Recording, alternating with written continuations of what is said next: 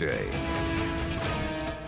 Looking at the latest timing for the severe storm threat as we go over the next several hours, particularly going into the evening. Areas in the tan color that you see back across Rocky Mount, Wilson, Goldsboro, most likely you'll be seeing at least the leading edge of the thunderstorms arriving as we head towards around 8, 9, 10 p.m. And then our central counties down towards our south inland locations between 9 p.m. and midnight. And then once we get east of Highway 17, 11 p.m. to 2 a.m. By that point, the thunderstorms may already have been weakening or starting to fizzle out, and this also gives you a better idea of what to anticipate. So higher threat of severe weather back across the west, so Raleigh back across into Rocky Mount, Wilson, Fremont, even into the Goldsboro area, but then stretching eastward, that severe weather potential continues to diminish. And so when you look at the first alert hazards, I'm more concerned with downpours and stronger winds, wind gusts around 30 to 40 miles an hour.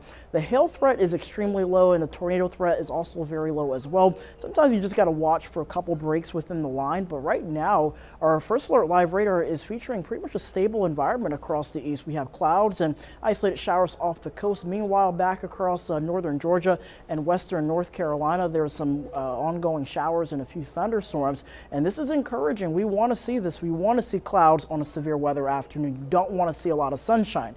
More sunshine you have, the more storm energy and fuel these storms will have to fire up. And so as we go through the rest of this evening, again, 70s, partly cloudy, a few peaks of sunshine can't be ruled out. Going into the evening, 9 p.m., there goes the line of thunderstorms, those embedded cores, heavy downpours likely, 30 to 40 mile an hour winds. There goes the main action making its way through Greenville, Washington, New Bern, and then over towards Bath, Belhaven, into Hyde County, up towards Terrell County as we head towards around 1 o'clock in the morning, and then clearing out as we head into Tuesday afternoon. Overall looking fantastic.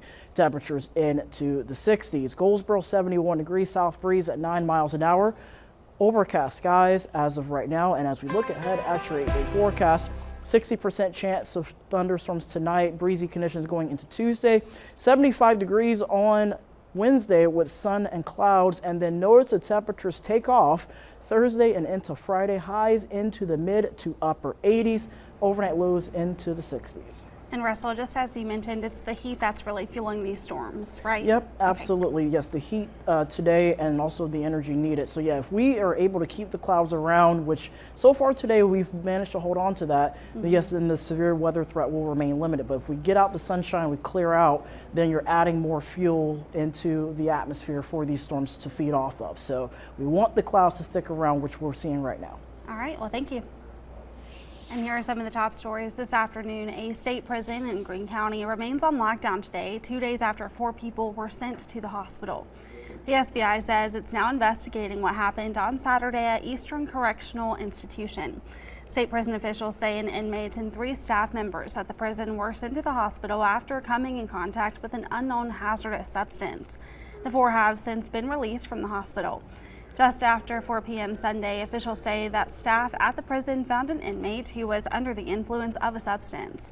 The state says the employees became exposed to that substance as well, which caused breathing difficulties for them.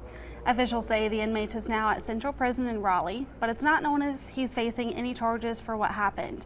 The Department of Adult Correction says the prison remains on lockdown. A separate Rocky Mount drug bust led to 2 arrests on Friday. Investigators say they got information that 43-year-old Telemachus Watson was trafficking drugs within the city. On Friday, investigators executed a search warrant at his home at 407 Hill Street.